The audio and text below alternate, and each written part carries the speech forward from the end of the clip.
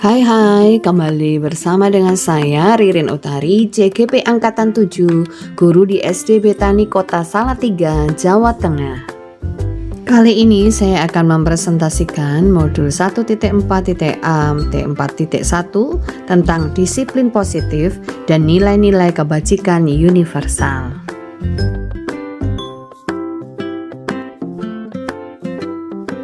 Berikut ini adalah tujuan pembelajaran khusus modul ini.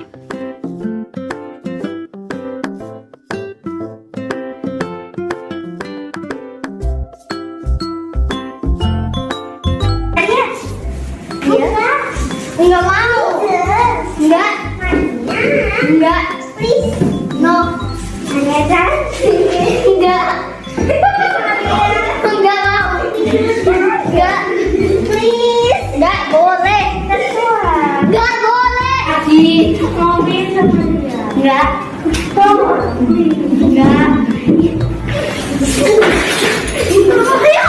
Mau gitu juga. Kenapa? Enggak.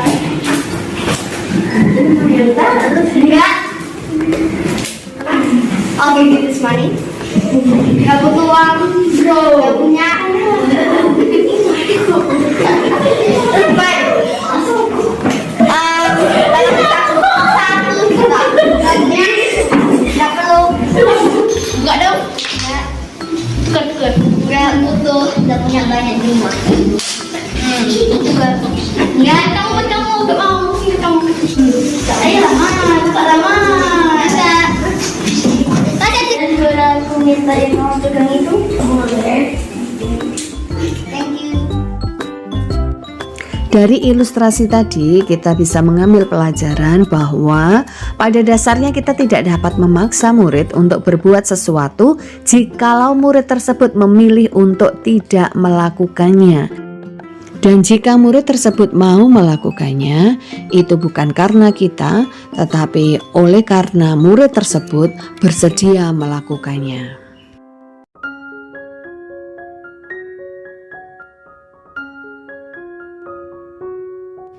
Dr. William Glasser adalah seorang psikiater dan pendidik. Dr. William Glasser dalam kontrol teori yang kemudian hari berkembang dan dinamakan choice theory meluruskan beberapa miskonsepsi tentang makna kontrol.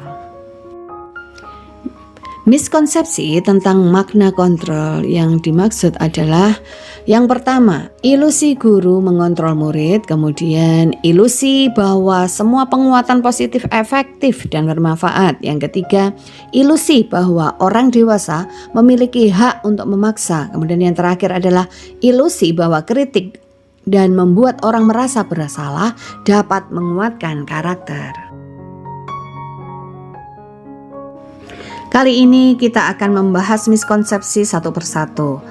Pada miskonsepsi yang pertama yaitu ilusi guru mengontrol murid, pada dasarnya kita tidak dapat memaksa murid untuk berbuat sesuatu jikalau murid tersebut memilih untuk tidak melakukannya, walaupun tampaknya guru sedang mengontrol perilaku murid. Hal demikian terjadi karena murid sedang mengizinkan dirinya dikontrol. Saat itu bentuk kontrol guru menjadi kebutuhan dasar yang dipilih murid tersebut. Teori kontrol menyatakan bahwa semua perilaku memiliki tujuan, bahkan terhadap perilaku yang tidak disukai. Miskonsepsi tentang makna kontrol yang kedua adalah ilusi bahwa semua penguatan positif efektif dan bermanfaat. Penguatan positif atau bujukan adalah bentuk-bentuk kontrol. Segala usaha untuk mempengaruhi murid agar mengulangi suatu perilaku tertentu adalah suatu usaha untuk mengontrol murid tersebut. Dalam jangka waktu tertentu, kemungkinan murid tersebut akan menyadarinya dan mencoba untuk menolak bujukan kita, atau bisa jadi murid tersebut menjadi tergantung pada pendapat sang guru untuk berusaha. Ilusi yang ketiga adalah ilusi bahwa kritik dan membuat orang merasa bersalah dapat menguatkan karakter. Menggunakan kritik dan rasa bersalah untuk mengontrol murid menuju pada identitas gagal. Mereka belajar untuk merasa buruk tentang diri mereka. Mereka mengembangkan dialog diri yang negatif. Kadangkala sulit bagi guru untuk mengidentifikasi bahwa mereka sedang melakukan perilaku ini, karena seringkali guru cukup menggunakan suara halus untuk menyampaikan pesan negatif. Miskonsepsi yang terakhir adalah ilusi bahwa orang dewasa memiliki hak untuk memaksa. Banyak orang dewasa yang percaya bahwa mereka memiliki tanggung jawab untuk membuat murid-murid berbuat hal-hal tertentu. Apapun yang dilakukan dapat diterima selama ada sebuah kemajuan berdasarkan sebuah pengukuran kinerja. Pada saat itu pula orang dewasa akan menyadari bahwa perilaku memaksa tidak akan efektif untuk jangka waktu panjang dan sebuah hubungan permusuhan akan terbentuk. Lalu bagaimana seseorang bisa berubah dari paradigma stimulus respon kepada pendekatan teori kontrol? Stephen mengatakan bahwa bila kita ingin membuat kemajuan perlahan, sedikit-sedikit ubahlah sikap atau perilaku Anda. Namun bila kita ingin memperbaiki cara-cara utama kita, maka kita perlu mengubah kerangka acuan kita. Ubahlah bagaimana Anda melihat dunia, bagaimana Anda berpikir tentang manusia. Ubahlah paradigma Anda, skema pemahaman dan penjelasan aspek-aspek tertentu tentang realitas. Berikut ini adalah perbandingannya. Jika stimulus respon mengatakan bahwa realitas kebutuhan kita sama, maka teori mengatakan realitas kebutuhan kita itu berbeda. Jika stimulus respon mengatakan semua orang melihat hal yang sama, maka teori kontrol mengatakan setiap orang memiliki gambaran berbeda. Jika stimulus respon mengatakan kita mencoba mengubah orang agar berpandangan sama dengan kita, maka teori kontrol mengatakan kita berusaha memahami pandangan orang lain tentang dunia. Jika stimulus respon mengatakan bahwa perilaku buruk dilihat sebagai suatu kesalahan, maka teori kontrol mengatakan semua perilaku memiliki tujuan. Jika stimulus respon mengatakan orang lain bisa mengontrol saya, maka teori kontrol mengatakan hanya Anda yang bisa mengontrol diri Anda. Jika stimulus respon mengatakan pemaksaan ada pada saat bujukan gagal, maka teori kontrol mengatakan kolaborasi dan konsensus menciptakan pilihan-pilihan baru. Jika stimulus respon mengatakan model berpikir menang atau kalah, maka teori kontrol mengatakan model berpikir menang-menang. Makna disiplin. Dalam rangka menciptakan lingkungan positif, salah satu strategi yang perlu kita tinjau kembali adalah penerapan disiplin di sekolah kita. Apakah telah efektif? Apakah masih perlu ditinjau kembali? Apa sesungguhnya arti dari disiplin itu sendiri? Apa kaitannya dengan nilai-nilai kebajikan? Sebelumnya, mari kita tanyakan kepada diri sendiri, bagaimana kita berperilaku? Mengapa kita melakukan segala sesuatu? Apakah kita melakukan sesuatu karena adanya dorongan dari lingkungan atau ada dorongan yang lain? Pernahkah Anda melakukan sesuatu untuk mendapat senyuman atau pujian dari orang lain, untuk mendapat hadiah, atau untuk mendapatkan uang? Apalagi kira-kira alasan yang orang melakukan sesuatu? Berikutnya adalah makna kata disiplin. Ketika mendengar kata disiplin, apa yang terbayang di benak Anda? Apa yang terlintas di pikiran Anda? Tata tertib, hukuman, teratur, kepatuhan pada peraturan. Bapak pendidikan kita, Ki Hajar Dewantara, menyatakan bahwa di mana ada kemerdekaan, disitulah harus ada disiplin yang kuat.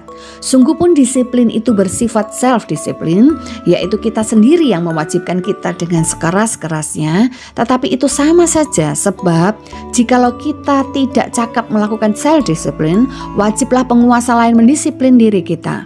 Dan peraturan demikian itulah harus ada di dalam suasana yang merdeka.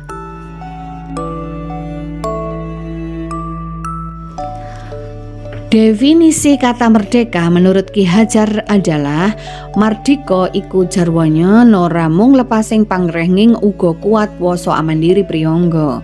Artinya, merdeka itu tidak hanya terlepas dari perintah, akan tetapi juga cakap buat memerintah diri sendiri. Sedangkan menurut Diane Gossan dalam bukunya Restructuring School Discipline mengatakan bahwa Dari kata disiplin berasal dari bahasa Latin disciplina yang artinya belajar. Kata disiplin juga berasal dari akar kata yang sama dengan disciple atau murid atau pengikut. Untuk menjadi seorang murid atau pengikut, seseorang harus paham betul alasan mengapa mereka mengikuti suatu aliran atau ajaran tertentu, sehingga motivasi yang terbangun adalah motivasi intrinsik, bukan ekstrinsik. Dengan kata lain, seseorang yang memiliki disiplin diri berarti mereka bisa bertanggung jawab terhadap apa yang dilakukannya, karena mereka mendasarkan tindakan mereka pada nilai-nilai kebajikan universal. Menurut Ki Hajar Dewantara, pertanggungjawaban selalu menjadi sisihannya hak atau kewajiban dari seseorang yang pegang kekuasaan atau pimpinan dalam umumnya. Adapun artinya tidak lain ialah orang tadi harus mempertanggungjawabkan dirinya serta tertibnya laku diri dari segala hak dan kewajibannya.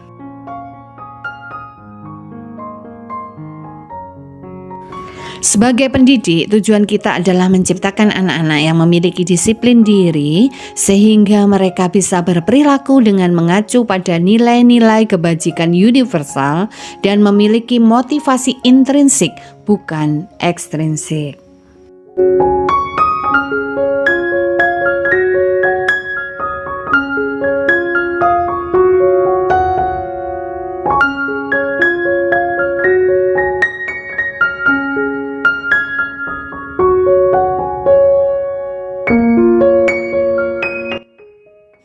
Mari kita bayangkan alangkah indahnya ketika tercipta masyarakat yang bisa saling belajar, yang saling merasa terikat dan terhubungkan satu sama lain, karena masyarakat seperti itu akan mengambil tanggung jawab untuk pembelajarannya, senantiasa berusaha untuk menjadi insan yang lebih baik dari sebelumnya. Itulah tujuan dari disiplin diri. Nilai-nilai kebajikan universal berarti nilai-nilai kebajikan yang disepakati bersama, lepas dari suku, bangsa, agama, bahasa maupun latar belakangnya. Nilai-nilai ini merupakan payung besar dari sikap dan perilaku kita, atau nilai-nilai ini merupakan fondasi kita berperilaku. Nilai-nilai kebajikan adalah sifat-sifat positif manusia yang merupakan tujuan mulia yang ingin dicapai setiap individu. Diane Gosson mengemukakan bahwa dengan mengaitkan nilai-nilai kebajikan yang diyakini seseorang, maka motivasi intrinsiknya akan terbangun sehingga menggerakkan motivasi dari dalam untuk dapat mencapai tujuan mulia yang diinginkan. Bisa disimpulkan bahwa sebagai institusi atau organisasi saling memiliki nilai-nilai kebajikan yang sama, karena nilai-nilai tersebut bersifat universal dan lintas bahasa, suku, bangsa, agama maupun latar belakang. Berikut ini adalah contoh nilai-nilai kebajikan dari keenam institusi atau organisasi. Yang pertama dari IBO Primary Years Program, yang kedua dari proyek nilai-nilai kebajikan, kemudian yang ketiga dari 9 pilar karakter, kemudian yang keempat dari petunjuk seumur hidup dan keterampilan hidup, dan yang kelima dari The 7 Essential Virtues, kemudian yang terakhir dari profil pelajar Pancasila. Berikut ini adalah nilai-nilai kebajikan yang terdapat dalam profil pelajar Pancasila. Yang pertama, beriman bertakwa kepada Tuhan Yang Maha Esa dan berakhlak mulia. Yang kedua, mandiri. Ketiga, bernalar kritis. Keempat, berkebinekaan global. Kelima, bergotong royong. Dan terakhir, kreatif. Berikut ini adalah nilai-nilai kebajikan dari IBO Primary Years Program, yaitu toleransi, rasa hormat, integritas, mandiri, menghargai, antusias, empati, keingintahuan, kreativitas, kerjasama, percaya diri, dan komitmen. Sedangkan nilai-nilai kebajikan dari 9 pilar karakter, yaitu cinta Tuhan dan segenap ciptaannya, kemandirian dan tanggung jawab, kejujuran, diplomatis, hormat dan santun, dermawan, suka menolong dan gotong royong, percaya diri, kreatif dan bekerja keras, kepemimpinan dan keadilan, baik dan rendah hati, toleransi, kedamaian dan kesatuan.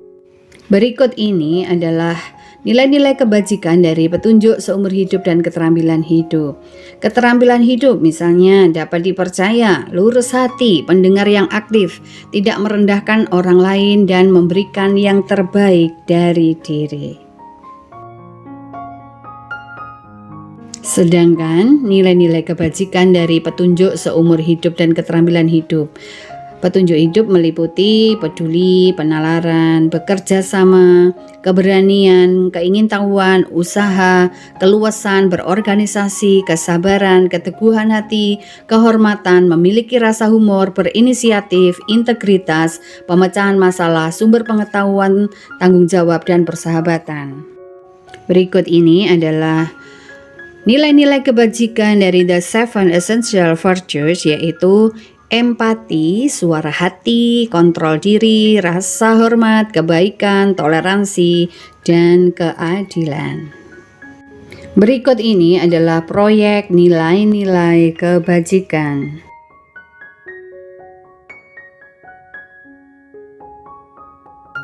Yang menjadi tugas di modul ini adalah yang pertama, pikirkan bagaimana nilai-nilai kebajikan yang Anda pilih tersebut dapat disampaikan dan menjadi fondasi dari keyakinan sekolah atau keyakinan kelas yang disepakati oleh seluruh warga sekolah. Kemudian yang kedua, pikirkan kegiatan-kegiatan apa saja yang dapat dilakukan agar keyakinan-keyakinan tersebut dapat dipahami dan diterapkan seluruh warga sekolah dalam kehidupan sehari-hari. Kemudian strategi apa yang selama ini Anda terapkan untuk menanamkan disiplin positif pada murid-murid Anda? Bagaimana hasilnya pada perilaku murid-murid Anda? Nilai-nilai kebajikan apa yang Anda rasakan penting saat ini untuk ditanamkan pada murid-murid Anda di kelas atau sekolah Anda? Mengapa? Menurut standar pendidikan nasional, dalam rangka menciptakan lingkungan yang positif, maka setiap warga sekolah dan pemangku kepentingan perlu saling mendukung, menghayati, dan menerapkan nilai-nilai kebajikan yang telah disepakati bersama. Untuk dapat menerapkan tujuan mulia tersebut, maka seorang pemimpin pembelajaran perlu berjiwa kepemimpinan sehingga dapat mengembangkan sekolah dengan baik agar terwujud suatu budaya sekolah yang positif sesuai dengan standar kompetensi pengelolaan yang telah ditetapkan.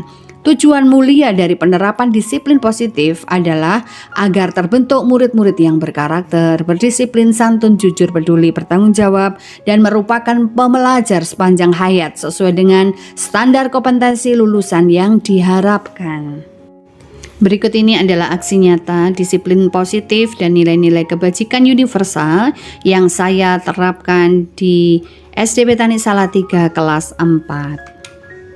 Nilai-nilai kebajikan yang saya pilih adalah nilai-nilai yang terdapat pada profil pelajar Pancasila, yang terdiri dari beriman, bertakwa kepada Tuhan Yang Maha Esa dan berakhlak mulia, mandiri, bernalar kritis, berkebinekaan global, bergotong royong, dan kreatif. Pertanyaan selanjutnya adalah bagaimana nilai-nilai kebajikan yang Anda pilih tersebut dapat disampaikan dan menjadi fondasi dari keyakinan sekolah atau keyakinan kelas yang disepakati oleh seluruh warga sekolah.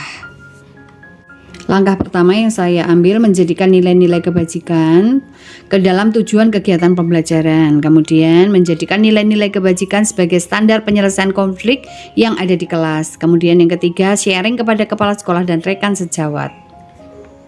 Pertanyaan berikutnya adalah kegiatan-kegiatan apa saja yang dapat dilakukan agar keyakinan-keyakinan tersebut dapat dipahami dan diterapkan seluruh warga sekolah dalam kehidupan mereka sehari-hari. Berikut ini adalah dokumentasi dari nilai-nilai kebajikan yang saya ambil dari profil pelajar Pancasila.